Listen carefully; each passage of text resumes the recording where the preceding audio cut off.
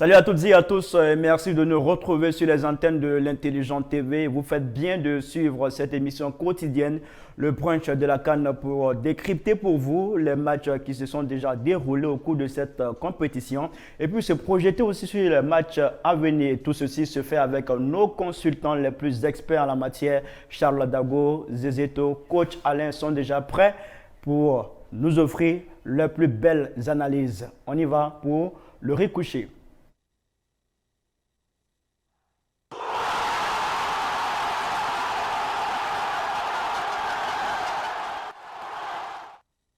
Dans le rue couché de ce matin pour cette émission, on parlera bien évidemment des matchs qui se sont joués hier. On a eu 3 matchs, Guinée équatoriale, Guinée-Bissau 4-2 pour la Guinée équatoriale.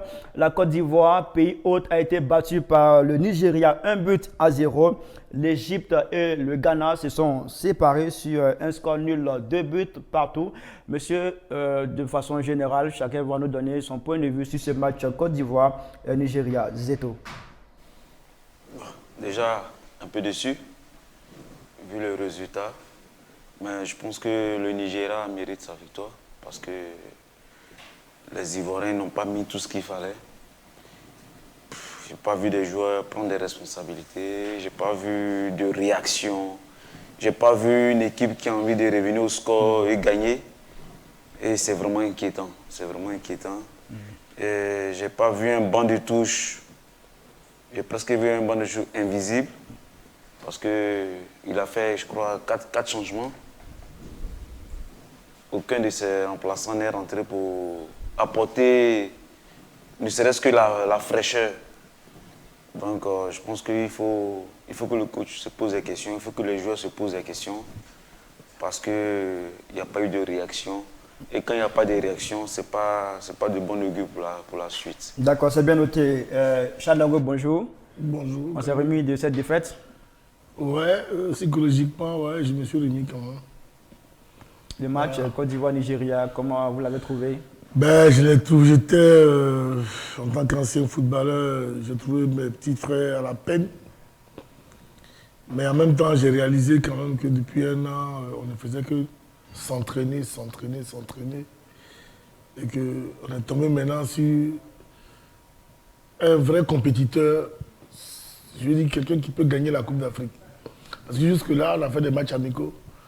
2 matchs amicaux officiels face au Cameroun, au Maroc et en Afrique du Sud. On a dit aux uns aux autres que c'est des matchs amicaux, mais on nous a laissé entendre que non, que c'est des matchs officiels, même s'ils sont amicaux. Mais ils ont vu hier que les engagements, un match officiel de Coupe d'Afrique, c'est pas pareil. Et donc là, nous tous, maintenant, on descend de nos nuages. L'entraîneur avec, le premier même d'ailleurs, on descend de nos nuages et puis à partir de ce soir, on va commencer à remettre les pendules à l'heure pour voir ce qu'il y a lieu de faire. Moi, je pense qu'il faut insister sur ce qu'il y a lieu de faire que ce qu'on a vu hier, parce que il a résumé. Il y a eu un non-match des Ivoiriens hier. Personne n'est rentré dans la danse. Mais moi, j'en veux au coach. J'ai toujours dit, les choix des entraîneurs, je ne les discute jamais. Mais le contenu proposé, là, je suis à même de le critiquer. On va en parler justement dans cette émission. Coach Alain, votre première réaction face à ce match Côte d'Ivoire-Nigeria? Ben écoutez, en tant qu'Ivoiriens, on est tous déçus. Hein? On est déçus de cette défaite-là. Mais quand tu regardes le contenu et puis ce que les éléphants ont produit, je pense que le Nigeria était au-dessus. Parce qu'ils ont mis tous les ingrédients qu'il fallait pour gagner le match. Ils ont mis la combativité, la réaction, l'engagement. Et ils avaient faim. Ils sont allés chercher cette victoire-là. Dans les tripes, ils ont sorti toutes les tripes pour aller chercher cette victoire-là. Et nous, on n'a pas de réaction, on n'a pas été réactifs derrière, notre banc de touche n'a pas été profond, il ne nous a pas apporté ce qu'on attendait. Malheureusement, on est obligé de repartir encore avec notre calculatrice pour que toujours on revienne pour dire si et cela, si. Ben, ce qui a été, ma foi, désolant dans ce match. Vous aurez l'occasion de nous le dire un peu plus loin dans cette émission. Alors, monsieur, le constat qu'on a fait avec cette défaite, c'est que lorsque la Côte d'Ivoire joue face à de grosses équipes de football, elle a du mal à progresser, à performer. Zeto, comment est-ce qu'on peut expliquer cet aspect-là? Non, parce que depuis un moment, on n'arrête pas de dire qu'il joue avec un rythme qui ne passe pas. qui ne surprend pas. Donc quand tu crosses une équipe assez athlétique, technique, et qui a à peu près le même niveau que toi, ben, ça va plus vite pour toi. Ça va plus vite. Tant que tu joues contre Guinée-Bissau ou, je sais pas moi, une petite équipe, ton rythme, ça peut aller encore parce qu'à chaque fois, tu peux toujours sortir des individualités. Mais là, on joue contre le Nigeria. Vous avez vu, il n'y a pas eu de rythme. À chaque fois, dans la récupération, on avait l'impression qu'on menait 2-3-0, tac, tac. C'est quand même que j'ai trouvé moins bon. Il n'y avait que lui, à chaque fois qu'il touchait le ballon, on avait l'impression que quelque chose allait se passer. Mais à part lui, il n'y avait rien. Il n'y avait pas de rythme de jeu, il n'y avait pas de truc. Même quand on était mené, on n'a pas vu cette réaction que l'Égypte a eue ou même que le Ghana a eu sur ce match, sur ce deuxième match-là. On n'a pas eu cette réaction-là. Tous les ballons, on était là. Il n'y a que les 5 dernières minutes, je pense, dans les arrêts de jeu, qu'on a essayé de forcer un peu, mais là, c'était trop tard. Il faut qu'on change notre manière de jouer. Il faut que nos milieux se projettent vite. Il faut qu'ils mettent du rythme dans le jeu. À la récupération, il faut qu'on accélère le jeu. Parce que c'est ce qui fait que ça accule la défense adverse. Sinon, ils ont le temps. Il y a des actions où on a récupéré le ballon et l'attaquant qui a fait l'action a le temps de venir se replacer. Mais à quel moment on va avoir une supériorité? C'est pas possible. Le football, dans la récupération, il faut accélérer à chaque fois. Pour être en supériorité. Ça, c'est important. D'accord. Sinon, à quel moment on va marquer un but? À quel moment on va avoir une occasion? Je ne me souviens même pas d'une vraie occasion de la Côte d'Ivoire dans le jeu. À part Seko Fofana en premier mi-temps qui fait une grosse frappe. Je ne me souviens même pas. Peut-être que mes grands frères vont me contredire, mais je ne me souviens même pas d'une action concrète de notre attaquant ou de nos ailiers. Donc, vraiment, il faut que le coach il puisse voir ça, il puisse prendre les responsabilités, puis pour le prochain match, changer certaines choses, surtout beaucoup de choses même. D'accord. Alors, dans Rochelle, quand Zeto affirme qu'il y a eu une absence de rythme dans ce match, est-ce que cela voudrait dire pour vous que c'est le milieu de terrain qui a pêché dans ce match-là? Écoutez, beaucoup se sont laissés aller dire qu'on avait le meilleur milieu de terrain d'Afrique. J'avais été mis sur un plateau de télé pour dire oui, on a de très bons joueurs en milieu de terrain. De là à dire qu'ils sont les meilleurs milieux de terrain d'Afrique, pour moi, c'est pas normal, c'est pas vrai. Parce que ces deux-là, c'est que Franck Kessié aujourd'hui évolue en Arabie Saoudite. Et le rythme imposé là-bas au niveau du football était trop bas, contrairement à celui du Nigeria, où vous voyez tous ces Ikweze-là sont mis lancés. C'est des joueurs, on a vu hier, quand on parle de rythme, de conditions physiques, c'est ceux qui jouent le plus haut niveau du football. Quand vous êtes en Ligue des Champions, c'est le plus haut niveau. À ce niveau-là, vous pouvez tenir 90 minutes en train de courir. Vous avez vu les Nigériens qui, on l'a dit, n'ont pas une bonne équipe, n'ont pas une bonne défense. Mais hier, il a suffi que le coach fasse un bloc équipe derrière et que je suis contre et que Osimhen ait l'attitude de courir avec nos défenseurs. Lui seul, il courait 4 personnes. Pourquoi? Il joue à Lazio. Le niveau de jeu là-bas fait que on ne peut pas, nous on peut pas soutenir.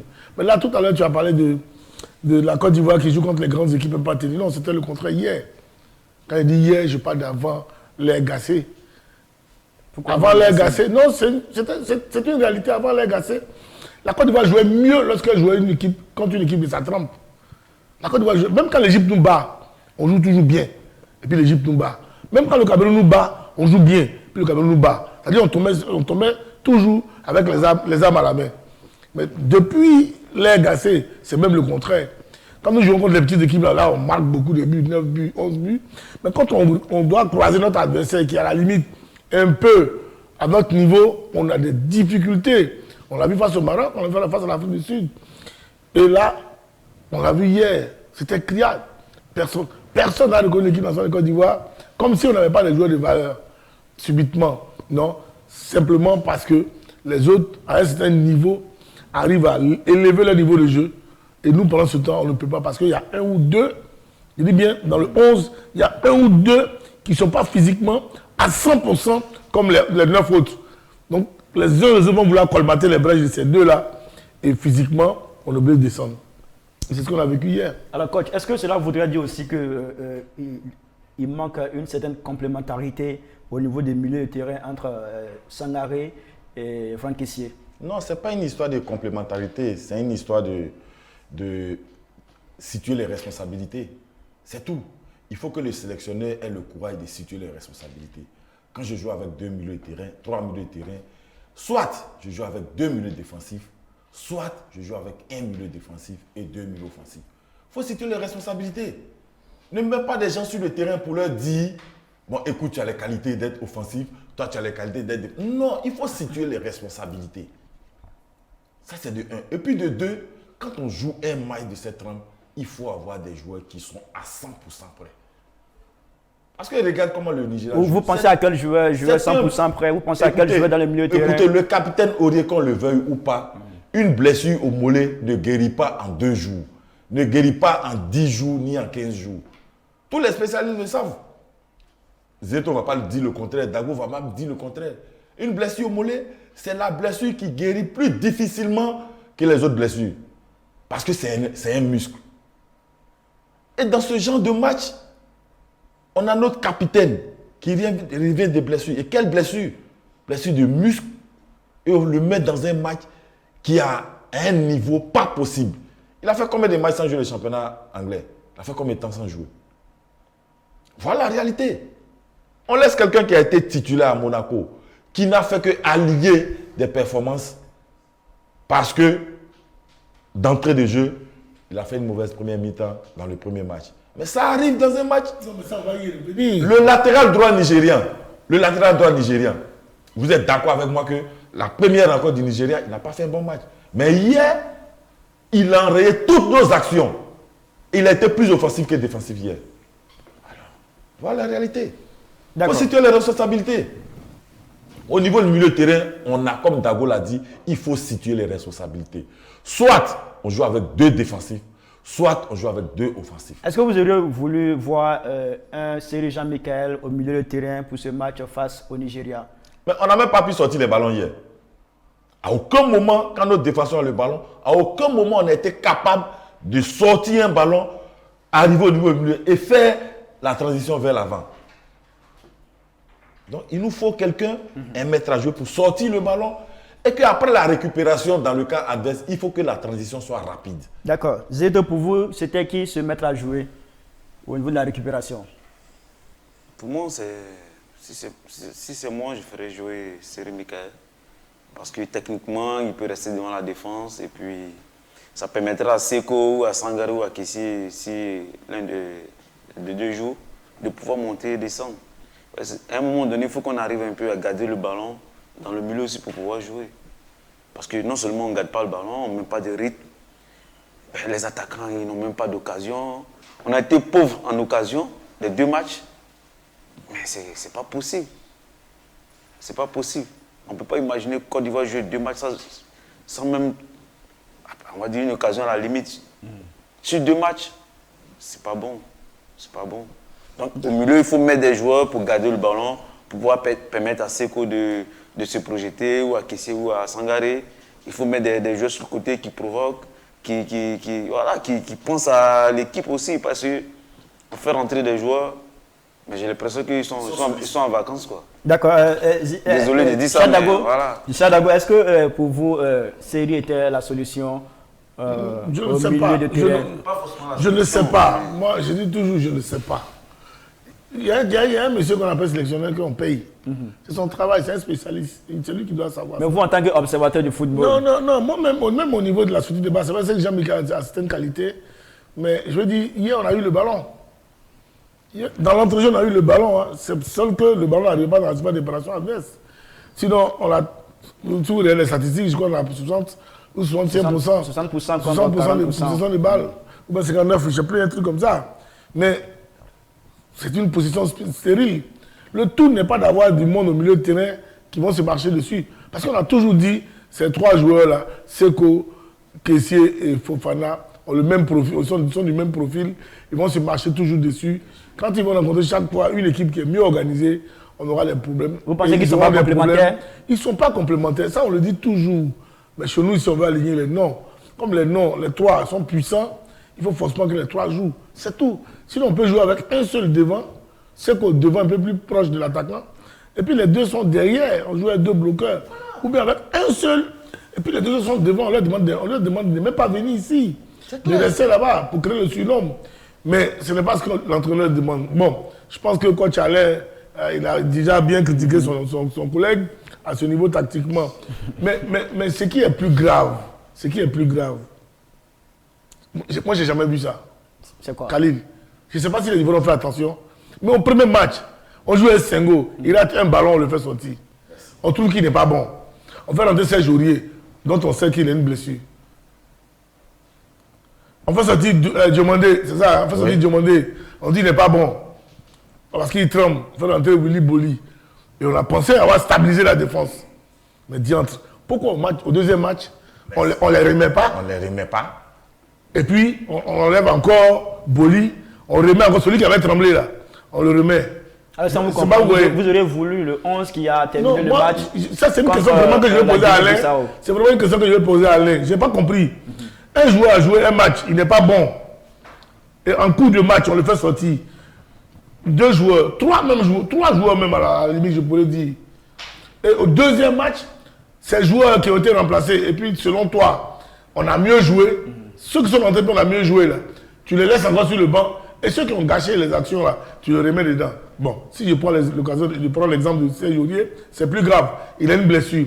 Il avait remplacé Senghor, il sort. Aujourd'hui, tu sais qu'il a une blessure, tu le fais commencer. Et le même Senghor, qui tu n'avais pas confiance, que tu avais fait sortir, tu le fais rentrer. Et c'est lui qui joue mieux que. Bon, attends, quels sont ces changements? Alors, coach Alain, tactiquement, comment on peut expliquer ça? Il faut que tu nous expliques. Comment est-ce qu'on peut expliquer ça tactiquement? Je n'ai pas compris. Non, mais, je n'ai jamais vu ça. Non, mais c'est ce que je dis, c'est ce que j'ai dit. C'est lui qui vit avec son groupe, c'est lui qui a pris cette décision. Nous, on ne vit pas avec le groupe. Ça dépend de quelle discussion qu'il a eu avec ses mecs. Il y a certains qui pensent qu'il a eu peur, voilà, c'est sur le fait de la panique qu'il a fait ce soir. Le match, il joue avec Jonathan et puis il joue avec Boga. Ça marche. Avec Jérémy, comme ça, mon neveu. Crasso. Et devant, ça court. On a des occasions, on les manque.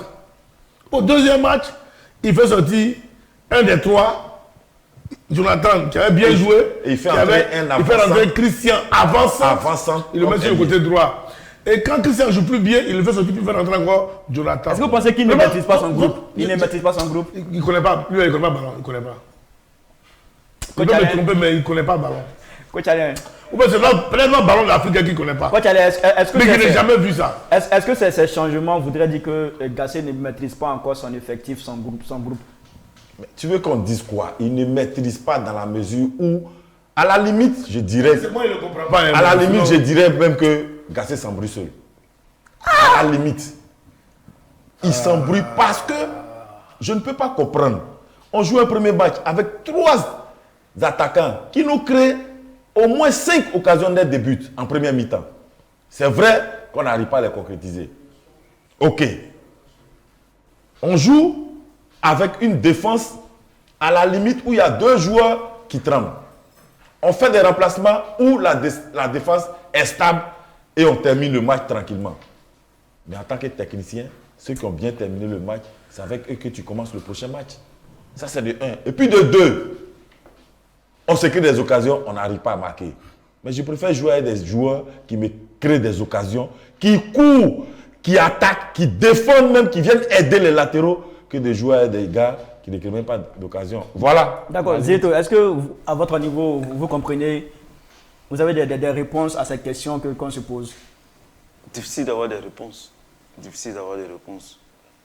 Parce que quand tu vois ce qui se passe, on ne sait même pas quoi dire.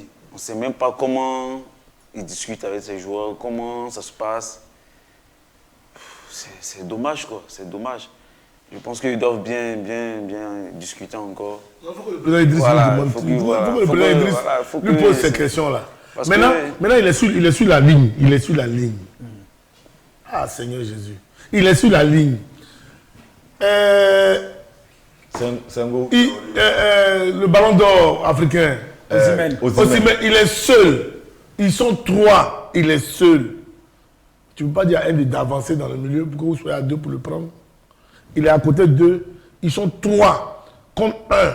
Ce qui fait qu'en nombre, dans la défense nigériane, les Nigériens sont plus nombreux que nous.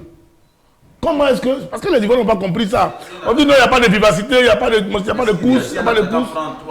Un attaquant prend 3 défenseurs. Ça veut dire qu'il reste 7 devant là-bas. Il reste 7 devant là-bas. Contre 10. Comment voulez-vous que ces 10, ces 7-là arrivent à percer, vous comprenez, dans les intervalles et décaler sur les côtés? Puisque les Nigériens sont en surnombre. Dago, je vais encore plus loin. Bon, il faut qu'il m'explique, ce gars-là, ballon qu'il joue là. Quand on perd le ballon, quand le Nigeria perd le ballon, ils ont automatiquement 9 joueurs qui viennent après la ligne médiane. Pendant ce temps, nous, on a 4 joueurs qui sont derrière. Bon, comment est-ce que... Comment on peut être dans je ne comprends pas. Alors, le Nigeria, on l'a remarqué, a joué beaucoup plus bas dès l'entame de... C'est un bloc bas. Ils ont joué un bloc bas et ils ont procédé par contre-attaque. Ils ont joué intelligemment. Placé. Je vais te donner comment Osimhen a pu déjouer toutes nos défenses. Allez-y, dites-nous. Osimhen n'a jamais fait d'appel de balle entre Ndika et puis Diomandé. Jamais de la vie. Il fait son appel sur le côté droit. Il vient toujours faire l'appel entre Aurier et Diomandé. Pourquoi? Ils seront 3 là-bas. Je pense qu'ils ont profité de... Et pendant ce temps, Gislain Collin se dit, attendez, il faut que je couvre mon côté. Il se retrouve à 81. Contre 1. Donc quand on récupère le ballon après, pour la remonter, c'est 40 mètres. Mais eux, ils sont déjà 8 derrière, 8, 9. Tu vas les surprendre comment? Ce qui me choque même, c'est que même l'attaquant même qui a fait l'action a le temps de se replacer. Ça, j'arrive pas à comprendre. Voilà. Comment je viens de finir une action, normalement il doit avoir une contre-attaque. Mais je ne peux pas... Osimhen a encore le temps de revenir au milieu. Non, il n'a pas. Il revient même. Il se replace. C'est choquant, tu vois. Parlons des différents compartiments. Est-ce à dire pour vous, c'est l'attaque, le milieu ou la défense qui est passée à côté? C'est l'équipe, c'est toute l'équipe, c'est collectif. Khalid, nous sommes en train de dire depuis le banc de touche. C'est collectif. Depuis le banc de touche. Puis je voudrais ici et maintenant dire à Aruna Dendane, champion, tu es un champion. Les enfants là, il faut leur dire comment il faut dribbler les gens sur le côté. Parce qu'ils ne respectent pas les gens. Peut-être qu'il le dit. Ouais, c'est vrai aussi, peut-être qu'il le dit. Donc quand vous Cyril, Kalou, vous êtes au côté des enfants là. Quand le coach finit de leur parler, là, prenez-les du côté et puis expliquez-leur ce que c'est que le football en Afrique ici. Ici là, c'est la guerre. Ce n'est pas du jeu. Franchement, expliquez-leur que ici là, c'est la guerre. Là, on va faire la tête à Degra demain. Il faut que vous mettez dans la tête à Degra que ce n'est pas de l'amusement. Dites à Konaté Karim que ce n'est pas de l'amusement. Où il va là, c'est pour aller se battre pour le pays. Et donc c'est la guerre. Alors les artistes, à côté d'eux là. Moi, c'est sûr que vous le compte maintenant. Votre coach là, franchement, je n'ai jamais vu ce football, je compte plus sur lui. Je compte sur vous, Cyril. Kalou Bonaventure, Aruna Dendane, il y a qui encore? Abel Ouattara, Faye MS, pardonnez, vous qui avez joué la Coupe d'Afrique, vous connaissez la Coupe du Monde. Vous connaissez les autres compétitions. Lui, il n'a jamais joué de compétition. Mais Dago, je vois beaucoup que vous accusez le coach. Non, je n'accuse pas. Je dis que je ne le comprends pas. Je ne l'accuse pas. Donc je peux faire fi de lui et demander à mes petits frères, à mes collègues, mes anciens collègues qui sont autour de l'équipe nationale de Côte d'Ivoire d'impacter ce groupe-là. Vous comprenez? Je l'avais demandé ici en 2015 sur un plateau de la RTI. Je l'avais demandé en son temps. Et les journalistes de la RTI sont encore témoins de cela. Quand on avait fait un match nul 1-1 face au Mali, 1-1 face à la Guinée, avec Renard, on nous a passé un spot où Renard avait trouvé l'équipe décevante. J'avais demandé aux jeunes gens les plus grands, à Kopa, à Kolo, prenez vos responsabilités, camarade Ibrahim. Rentrez en chambre avec eux, parlez-vous. Celui qui n'a pas la capacité de prendre le maillot de l'équipe nationale le lendemain du match, là, qui se retire. Celui qui va aller pour casser, il faut qu'on casse son pied, qui prend le maillot. Je crois qu'ils avaient entendu ça. Et ce jour-là, j'avais demandé à Yaya Touré de faire tout pour revenir jouer demi défensif. Parce que jusque-là, Yaya n'avait pas joué demi défensif, il jouait devant. Quand ils l'ont fait, on a battu le Cameroun. La même équipe est restée jusqu'à la finale. Pas que je suis dans les prédictions, forcément positives. Mais nous, on a joué en Afrique. On sait ce que c'est que le football africain. On n'a peut-être pas eu la chance de devenir des grands joueurs comme eux. Mais quand même, on a titillé, on a côtoyé des gens. Donc on sait l'environnement africain, comment il fonctionne. C'est pour ça que j'interpelle mes frères à côté des choses des éléphants. Alors coach, on a vu le match, quand ça a commencé, il y avait le système 4-3-3. Et lorsque le Nigeria a inscrit son but, l'entraîneur a changé de système, on est passé de 3-5-2. Il a changé à quel moment? Oui, après le but du Nigeria, on avait trois défenseurs. Dans l'animation, rien n'a changé. Dans l'animation, rien n'a changé. Dans la mesure où... Il est resté toujours en 4-4. Dans l'animation, rien n'a changé dans la mesure où Quand on perd le ballon, on voit toujours nos 4 alignés. Khalil, Et le nos système de milieux jeu de dont terrain. vous parlez là, 4-4-2, 4-3-3, c'est la perte du ballon. Comment tu vois les gens sont alignés? C'est là que tu vois ça plus. Quand on a le ballon, c'est l'animation, c'est la spontanéité, la créativité. Le coach lui-même l'a dit, partout. on l'a vu sur le terrain, lui-même il a confirmé en conférence de presse, lorsque le Nigeria a marqué le but, il est passé à 3 défenseurs, 5 milieu de terrain, 2 attaquants, pour essayer de renforcer l'attaque pour pouvoir revenir au Ok, score. ok. D'abord, nous, on n'a pas vu On ça. n'a pas vu ça en tout Vous cas. n'avez pas Moi, vu? je- Vous n'avez on n'a pas pas vu? vu ça. On a Moi, je vu vais les 4. moi, je vais un peu plus loin. Moi, je vais un peu plus loin pour lui dire que, vous savez, en Afrique, ce n'est pas au cours d'un match qu'on change des tactiques. Tout ça, ça se prépare. Mais coach, depuis les entraînements. si la tactique a été mise en place, est brouillée par l'adversaire, on peut la changer pour pouvoir mais c'est aux contourner entraînements, les on prépare pièges tout qui ont ça. été posés. Pendant les entraînements, quand tu fais ta préparation, tu ne comptes pas sur un seul système. Tu ne comptes pas sur une seule disposition tactique. Non. Tu comptes sur plusieurs dispositions tactiques. Et pendant que tu fais tes dispositions tactiques, tu te dis, quand Zezoto va rentrer, dès que vous voyez Zezoto rentrer, automatiquement, vous devez savoir qu'on a changé notre disposition tactique. Ce n'est pas à toi de dire aux joueurs, voilà comment vous devez vous positionner. Eux-mêmes, quand ils se déplacent sur le terrain et qu'ils te regardent, quand tu leur fais le signe, Mais coach, automatiquement, est-ce qu'un joueur peut se positionner sur le terrain comme il le veut? Il le fait sur instruction du coach. bien entendu, mais c'est ce que je t'ai dit. Oui, mais Puisque vous dites qu'il est capable de se... voilà. Khalil, le coach donne les instructions. Il y a eu un moment donné, un joueur, là, il prend ses responsabilités. Il dit, moi je pense que la faille c'est de ce côté-là. Tant que tu le fais, puis ça marche, c'est toi qui as raison. Est-ce que vous pensez Le jour que que tu fais que ça ne marche pas, là le coach va t'accuser. Est-ce que vous pensez que les éléphants l'ont fait? Ils ont fait. C'était quoi la question? Ce que Ils samedi... sont restés strictement dans les coins. Ils sont restés dans les conditions, les consignes de Khalil, l'entraîneur, ils ne sont pas sortis. Le son qui Quoi, je viens à vous. Ils sont restés dans ce que le sélectionneur a dit. Quoi, je viens à vous. Ah, sûrement, ils sont restés dans la tactique que le coach a donnée. Mais quand vous dites la tactique a changé, moi, je n'ai pas vu de tactique changer. Moi, j'ai vu toujours une équipe évoluer en 4-3-3. Il n'y a rien qui a changé. Bon, là, c'est Mais votre constat. Ça, c'est mon point de vue. Voilà. Maintenant, dans l'animation, c'est dans l'animation qu'on voit vraiment si le système est en place et tout. Mais là, dans l'animation, moi, je vois rien. Tu as vu, tu Le as jeu- changé. Alors, monsieur, on va... je vous propose qu'on écoute Kalou Bonaventure. Non, non, faut Tu dis quoi, même? Il y a des piments dans tes yeux. Hein. S'il vous plaît, on va écouter Kalou Bonaventure. C'était après le match Côte d'Ivoire-Nigeria. Et on reviendra pour la suite. C'était pas un grand Nigeria. Ils ont été solides derrière, ils ont défendu. Et puis sur un fait de jeu, une faute avec le jeu, on concède ce pénalty là. Voilà, c'est un peu ce qui nous fait rager. On avait à cœur au moins de faire marquer aujourd'hui pour avoir 4 points et puis être loin à la déception. Mais il ne faut pas être découragé, on peut être déçu du résultat. Il ne faut pas être découragé parce qu'il y a lundi. Et lundi, c'est dans quelques jours. Et on va se remettre au travail, se remettre la tête à l'endroit pour repartir. De toutes les façons, on n'a pas le choix. Nous sommes de retour sur les antennes de l'Intelligent TV. Si vous nous suivez, vous êtes dans l'émission Le Brunch de la CAN tous les jours à partir de 10h pour décrypter les matchs de la veille et puis se projeter sur les matchs à venir. Pour l'instant, nous sommes en train de débriefer le match Côte d'Ivoire-Nigeria. Alors, monsieur, à vous entendre parler, avec tout ce que vous avez développé comme argument, est-ce qu'il faudrait signifier, dire que le Nigeria a été supérieur à la Côte d'Ivoire? Non.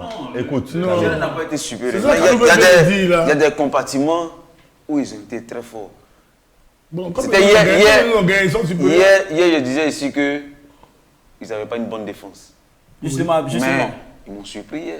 Oui. Ils m'ont surpris hier défensivement. Justement, c'est vous qui pensez que Oui, cette équipe c'est n'a pas que une je bonne pensais, défense. j'étais sûr qu'ils Oui. n'avaient pas une bonne défense. Comment est-ce que... Mais hier, ils se sont surpassés. merci. Ils nous ont tous surpris défensivement. Même le commentateur le disait. Que le latéral gauche, Calvin Bassé. Et le latéral droit. Le latéral Aïna. Aïna, ou je sais pas quoi. Mais tu vois, ils montent, ils descendent, ils défendent. Ils ont tout fait ce qu'il fallait faire comme défense hier.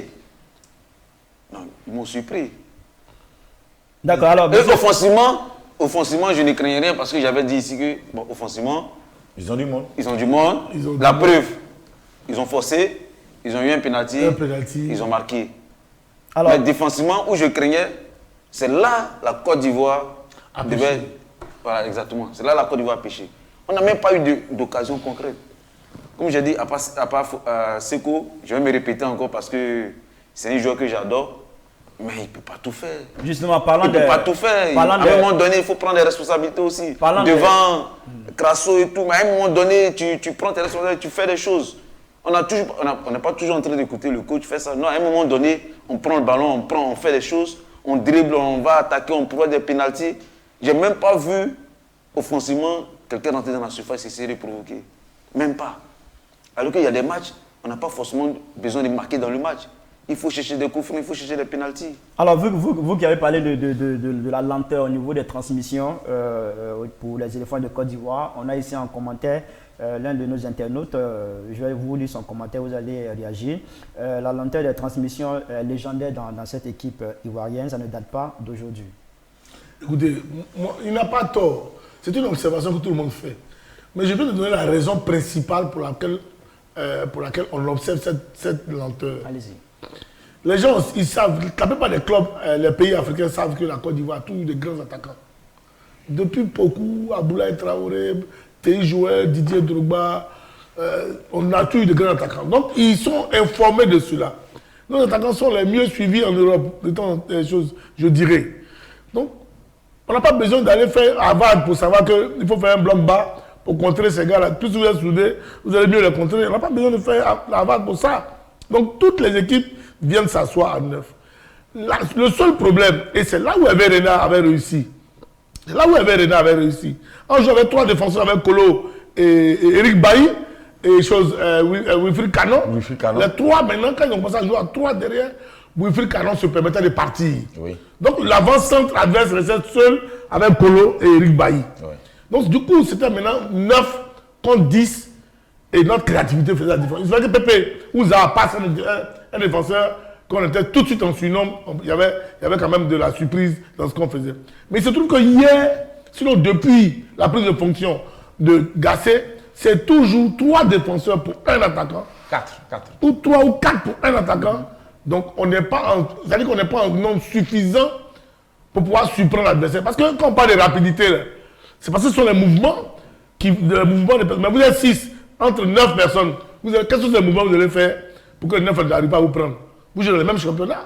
Cette intelligence dont vous disposez, ils l'ont aussi. D'accord. Voilà un peu ce qui explique un peu. Alors, monsieur, quand je vous ai écouté, vous avez presque tous encensé Seko Fofana, vous avez apprécié son match. À travers cela, je voudrais vous poser une question. Est-ce que Seko se présente comme le nouveau leader de cette équipe? Non, moi je pense qu'il y a quelque chose qu'on doit comprendre. Tout le monde encense Seko. Seko fait ceci, Seko fait cela. Mais tactiquement, Seko, c'est le joueur le plus désordonné de notre équipe ivoirienne. C'est parfois ça. Je m'explique. Vous savez, quand vous jouez à 3 milieux de terrain, vous responsabilisez chaque milieu de terrain. Il y a un milieu défensif, comme on essaie de nous faire comprendre. Monsieur le coach lui de courir partout. Il va le faire. J'arrive. Il y a un milieu défensif. Il y a un milieu défensif et il y a 2 milieux offensifs. Quand on a 2 milieux offensifs, quand on a un milieu défensif, le terrain il est scindé en 2. Tu es milieu offensif côté droit, l'autre est milieu offensif côté gauche. Quand on respecte cette logique, je pense qu'il doit avoir du mouvement à gauche et il doit avoir du mouvement à droite. Et dans la même mesure, il doit avoir du mouvement dans l'axe. Tu as causé un cassé, il t'a divisé le terrain comme tu le dis là. J'ai dit... Mais non, il ne faut pas accuser Seko. Tu as dit, on est d'accord avec toi. Que quand le coach donne les consignes, il faut les suivre. Il faut les suivre. Peut-être que le coach lui dit Seko, comme tu as cette... C'est parce que... Oui, mais il faut aller sur ce coffre-là. En ce moment, on va jouer 2 milieux défensifs. Mais donc, va dire son coach. Il ne pas qu'il fasse avancer Kessié. En ce moment, il fait jouer Kessié et puis Sangaré sur la même ligne. Là, on a 2 blocs qui vont permettre à nos latéraux d'avancer. Et puis, coach. Et ça va faire un surnombre devant. Parce qu'à la perte de la balle, on aura 4 personnes là pour défendre. Et quand le latéral droit, qui est, comment il s'appelle, Aurier avance, et que le latéral gauche, qui est Ghislain, avance, à la perte de la balle, que c'est qu'on joue en numéro 10, derrière les 3 là, Mais quand l'autre avance là, l'autre va venir dans le milieu de terrain pour faire le surnombre, en attaque pour faire le surnombre. Là, quand on perd le ballon, on a ces deux box-to-box là qui vont couper cette transition là pour permettre à nos défenseurs centraux. Alors, on vous a compris. Mais c'est parce qu'on a vu hier.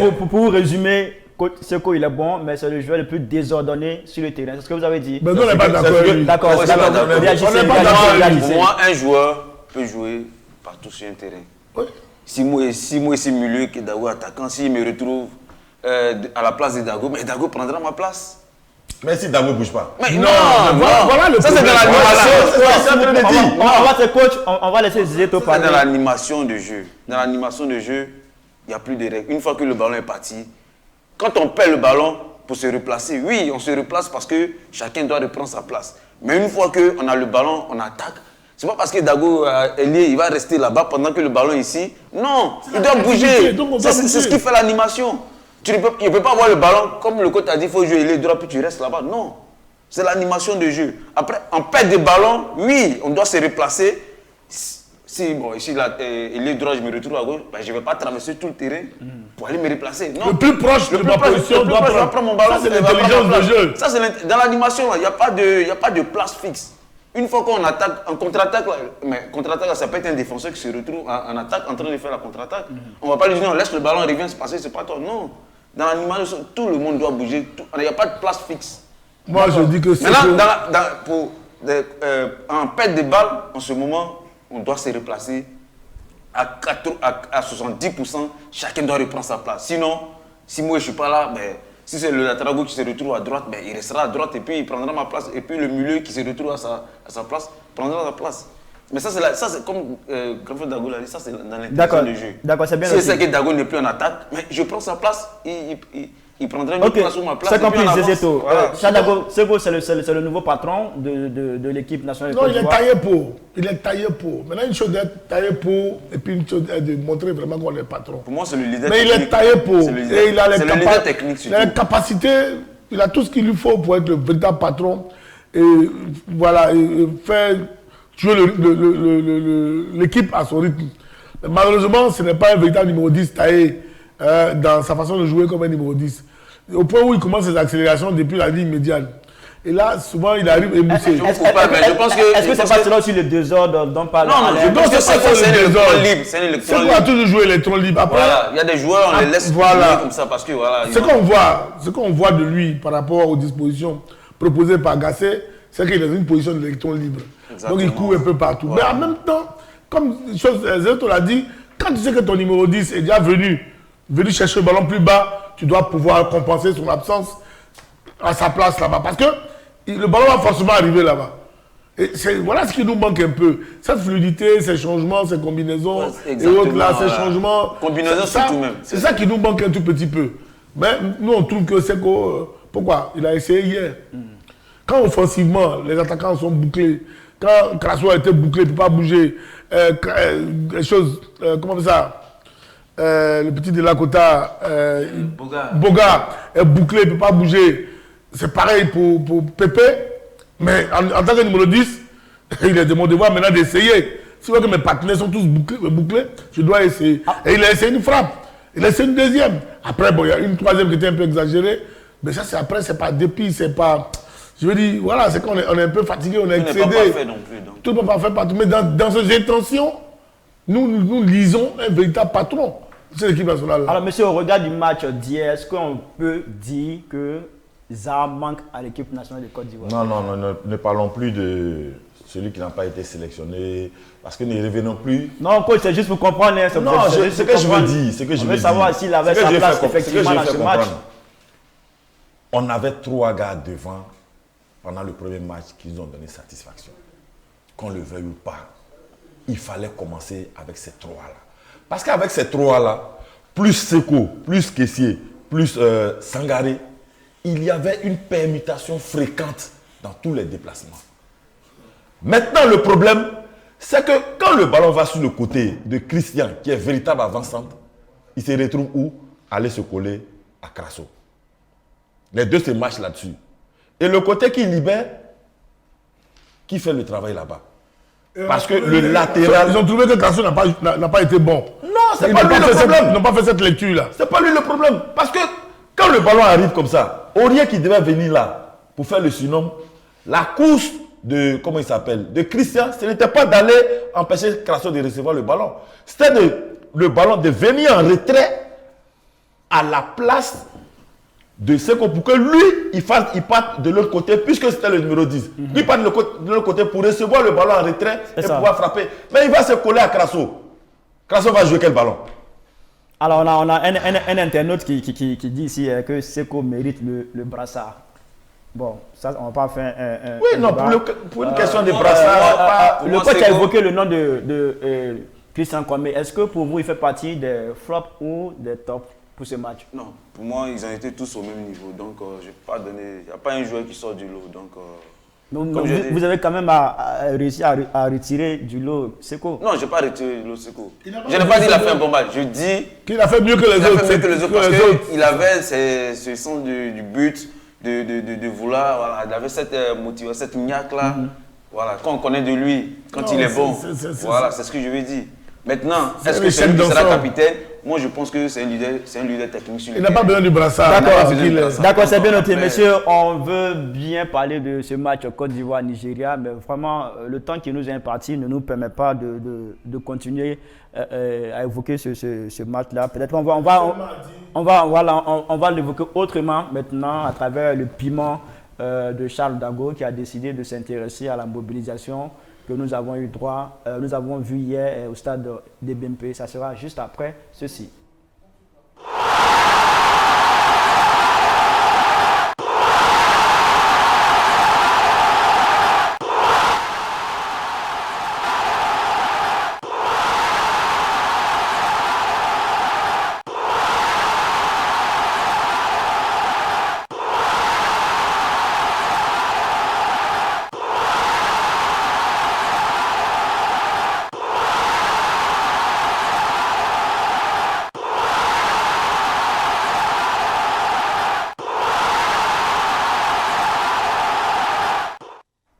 10h50, vous êtes toujours sur les antennes de l'Intelligent TV. Vous suivez votre émission quotidienne à la faveur de cette Coupe d'Afrique des Nations.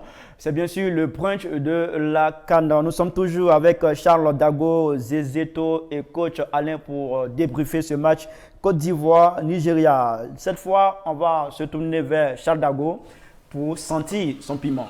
Oui, aujourd'hui, amis téléspectateurs, c'est un piment doux. Oui, il y a des piments comme ça, quand on met un peu de gnagnan dedans, ouais, on met un peu d'acui, voilà, ce piment devient très intéressant. En tout cas, c'est ce piment que je vais vous amener à déguster ce matin. Il s'agit de la mobilisation, de l'extraordinaire mobilisation dont les Ivoiriens ont fait montre hier à l'endroit de notre équipe nationale au stade de BMP. Franchement, j'ai beaucoup apprécié cela. Il y avait un monde fou alors que le terrain avait été ouvert, je crois, depuis 8h-9 heures. On a vu un monde fou, les Ivoiriens ont rempli ce stade-là. Les Ivoiriens ont surtout, au sein même du stade, ont continué d'encourager les éléphants, même qu'on est terminé. Ça, j'ai beaucoup apprécié. Et je voudrais ici vraiment vous donner ce carton vert là, pour vous demander de continuer à être derrière votre équipe nationale parce qu'on n'a pas deux pays, on n'a qu'un seul pays. C'est notre pays qui nous a représenté hier, c'est vrai, on a été battu par une équipe solidaire de Nigeria, mais ce n'est pas pour autant qu'on va se décourager, n'est-ce pas? On dit que le découragement n'est pas ivoirien. Lundi prochain, venez encore massivement vraiment soutenir cette équipe-là. Je dis bien massivement, comme vous êtes venu hier. Et je profite de l'occasion pour dire merci à ce couple-là qui s'est marié, à ce frère qui a demandé en mariage sa future épouse au stade de BMP. Vraiment, j'espère que le président Hassan Ouattara sera ton parrain de mariage. Parce que c'était inédit, c'était beau à voir. Et je suis convaincu, bon, c'est vraiment la seule anecdote, la seule anecdote que j'ai vue. Il en a eu certainement beaucoup hier, mais souffrait que je ne puisse pas citer tout ça. Et donc, bravo aux Ivoiriens. On peut compter sur vous, on doit compter sur vous. Je sais que lundi, au-delà de toutes les critiques que nous faisons, on peut nous trouver peut-être un peu dur, mais c'est par amour. C'est pour que notre équipe nationale puisse gagner lundi prochain. Donc tous lundi encore au Stade BMP pour qu'on batte les Équato-Guinéens et qu'on se qualifie pour le 8e de finale.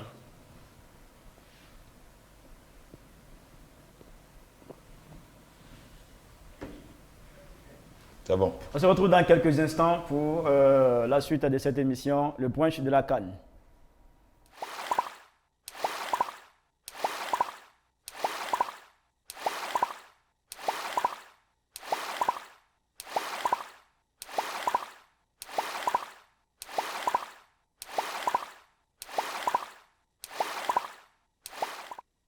Merci à Charles Dago pour ce piment doux quand même. Merci beaucoup. Alors Zeto, quand j'ai écouté Charles Dago, il a apprécié la mobilisation.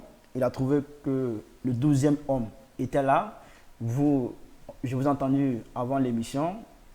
Pour vous, ce n'était pas ça. Pourquoi? Oui, ils étaient 7 nombreux. Voilà, ils sont venus nombreux, oui, massivement. Ça, félicitations. Mais après, dans l'animation, j'ai senti des moments comment on dit ça? De relâchement. De relâchement. Est-ce qu'ils ont mangé? Ah bon.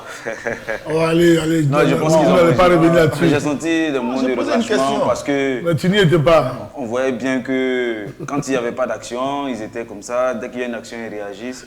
Je pense qu'un public, c'est 90 minutes. Et puis, on a une Coupe d'Afrique. Zeto, ils sont partis au terrain depuis 8 heures. On doit Coach, vous supporter. allez réagir. Mais c'est ça. C'est ça. Pendant que nous, les joueurs, on fait des sacrifices des années, pendant 20 ans, pendant tout. Mais les supporters aussi, c'est comme ça. Ils sont derrière nous. Et ils ont le droit de nous critiquer après. On ne s'en plaint pas, mais c'est comme ça. Ça va de pair. Donc, moi, j'ai aimé. Ils sont venus massivement, mais dans la manière d'accompagner. Ouais, je trouve qu'ils n'ont pas assez donné de la voix parce que le Nigeria n'a pas tremblé en dehors du terrain. Contrairement alors que à le Nigeria devait être... Parce que moi, je me souviens quand je jouais, quand on partait jouer à l'extérieur, tu es dans le hall des vestiaires, dès que tu sors, quand la foule crie comme ça, tu te dis merde. Mais Zeto, hier... Mais là, on doit sentir ça. En Angleterre, je me souviens, on allait faire un match de Europa League contre Everton. Quand tu sors des vestiaires, tu te demandes, est-ce que tu vas pouvoir jouer même pour gagner le match? Mais Zeto, hier, moi j'étais au stade, à chaque fois qu'un Nigérien avait le ballon, on entendait le public. Non, ce n'est pas le fait de siffler l'adversaire, non. C'est plus le fait même d'encourager. Il faut que les adversaires sentent que le monde, ils ne sont pas là pour eux. En fait, c'est comme ça, on doit faire les choses. D'accord, coach, vous n'avez pas senti aussi le Mais il y avait du monde. Non, hier, il faut pas donné de la voix. Hier, il faut qu'on se dise la vérité. Ils ont supporté, ils ont donné de la voix. Ben, les gens sont allés au terrain depuis 8 heures. Estime que c'est tout à fait... Les gens sont allés au terrain depuis 8 heures. Une fois au moins, ils ont mangé, ils ont eu de quoi manger, ils ont eu de quoi, ils ont bu, ils ont renforcé quand même toute l'énergie qu'ils ont perdue. Ils ont supporté, ils ont poussé. Mais comme on le dit, l'Ivoirien essaie de s'adapter à la nouvelle manière de supporter les équipes. Donc là, nous sommes sur la bonne voie. Je pense qu'on doit les encourager. Et donc, on doit leur demander de faire encore plus. Parce que le match du lundi, dès l'entrée de jeu, il faut qu'on fasse la différence. Comment vous voyez ce match déjà? Côte d'Ivoire, Guinée, Équatorial. On doit gagner. En tant qu'Ivoirien déjà, on n'a plus droit à l'erreur. On doit forcément le gagner. On doit forcément le gagner parce que là, ça va dépendre du résultat des autres aussi. Oui, bah, déjà. Oui, on calcule parce qu'on est obligé. Ça se joue là, à la nous, même heure. on doit gagner. Si on gagne, on a 6 points. À défaut du match. Si on gagne, on a 6 points. Et puis, on est sûr d'être qualifié déjà. Donc, on est obligé de gagner ce match-là. On n'a pas d'autre choix que de gagner. Là, on va pas... Moi, je ne veux plus aller dans si on a bien joué, si on n'a pas bien joué. Il faut qu'on gagne. Et puis après, on va corriger le reste. Parce qu'on a eu le temps de bien jouer, on ne l'a pas fait. D'accord. Voilà. Donc maintenant, il faut chercher à gagner. Peu importe la manière, il faut gagner. Après, on verra comment... Il faut gagner. Charles Dago, est-ce qu'on en a les moyens? Oui, on a les moyens, on a une équipe. Maintenant, bon, pourvu que les sélectionneurs mettent des gens qui ont envie. Et c'est ce que je dis tantôt. J'ai pris l'exemple qui s'est passé. Charles Dago, voilà. vous dites qu'il faut que Gassé nous mette des gens qui ont envie de jouer. Dans votre calcul, à qui pensez-vous pour ce match? Non, je ne vis pas avec le groupe. Côte d'Ivoire, Guinée. Non, je ne vis pas avec le groupe. Je ne vais pas m'avancer comme ça. Tous les joueurs, je suppose que tous ceux qui sont là ont envie. Mais il y a certainement ceux qui ont plus envie. C'est dans leur attitude. Voilà, que nous le disons. Donc, j'espère que le lundi, ceux qui ont plus envie Hein, voilà. Et puis de toute façon, j'ai déjà interpellé mes anciens coéquipiers de la sélection pour qu'ils discutent avec les jeunes gens. Donc je pense qu'il va se faire. Et puis on verra ceux qui ont plus envie. D'accord. Comment on l'appelle? Coach Alain, est-ce qu'il faut craindre le scénario de 84? On a vu 84, la Côte d'Ivoire a perdu au premier match. La Côte d'Ivoire a plutôt gagné. Le Togo 3-0. Au second match, la Côte d'Ivoire a perdu 2-1 face à l'Égypte.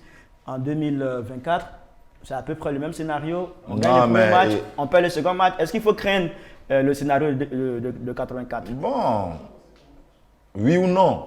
Mais moi, je pense que ces jeunes gens-là sont conscients de beaucoup de choses. Je pense que le scénario de 84 ne va pas arriver dans la mesure où toutes les critiques que nous faisons ici, là, c'est pour qu'ils progressent. On n'est pas contre Pierre, on n'est pas contre Paul. Au contraire, on aime tous cette équipe nationale. Moi, je le dis et je le répète, entre nos trois milieux de terrain, là, il faut responsabiliser un seul devant la défense. D'accord, on espère que le coach Gassé va vous entendre et puis peut-être qu'il pourra donner satisfaction à vos propositions. Alors messieurs, on va partir pour le Garba, on va le prendre rapidement. Le Garba, on va parler en quelques minutes seulement, en 1 minute du match Sénégal-Cameroun prévu ce soir à 17h.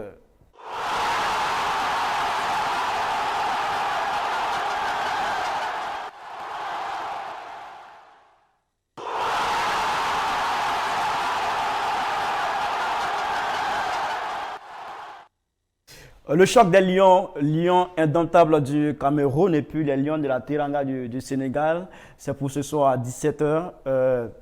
17h, un choc auquel il faut faire beaucoup attention de la part des deux équipes. Bon, bien sûr, surtout pour le Cameroun, parce que le premier match n'a pas été excellent. Et le Sénégal, ils sont déjà en bonne position puisqu'ils ont gagné 3-0. Mais sur ce match-là, je pense que le Sénégal est favori dans tous les compartiments. Voilà, je pense qu'ils ont une meilleure équipe que le Cameroun. Maintenant, après, ça reste, le Cameroun reste un lion toujours parce que jusqu'à la fin, ils continuent à se battre. Donc, je pense que cela, ça va faire la différence. Mais pour ma part, je pense que le Sénégal est favori largement. Et ils ont tous les atouts dans tous les compartiments au milieu, en défense, en attaque. Voilà, même sur le banc, ils ont encore un banc solide, ce qui n'est pas le cas du Cameroun. Même le 11 de départ me laisse perplexe parce que j'ai vu un match sans jeu, sans rien, voilà, sans saveur. Le premier match du Cameroun, oui, voilà, pas celui qui se battait dans le match qui a fini par marquer finalement, le joueur, comment il s'appelle, Magri. Voilà, j'espère qu'il sera dans son bon jeu aussi. Ça pourrait aider le Cameroun, mais je pense que le Sénégal est largement favori. Alors, Dago, j'ai entendu un consultant dire sur une chaîne de télévision que Rigobert Song n'était pas l'homme qu'il faut pour le Cameroun, pour cette CAN. Bon, j'ai pas envie d'entrer dans le jeu, dans le game des influenceurs. Non, moi je veux parler foot. Voilà, ça. Pour moi, Rigobert Song, il est le sélectionneur selon Samuel Eto'o. Ça veut dire qu'il a du mérite d'être là. Voilà, maintenant que quelqu'un dise, on peut tous, nous tous ici, là après, moi je viens de Gassé. Donc on peut toujours, quand on n'est pas quelque part, on peut toujours dire tout ce qu'on veut. Voilà, donc moi j'ai pas de problème avec ça.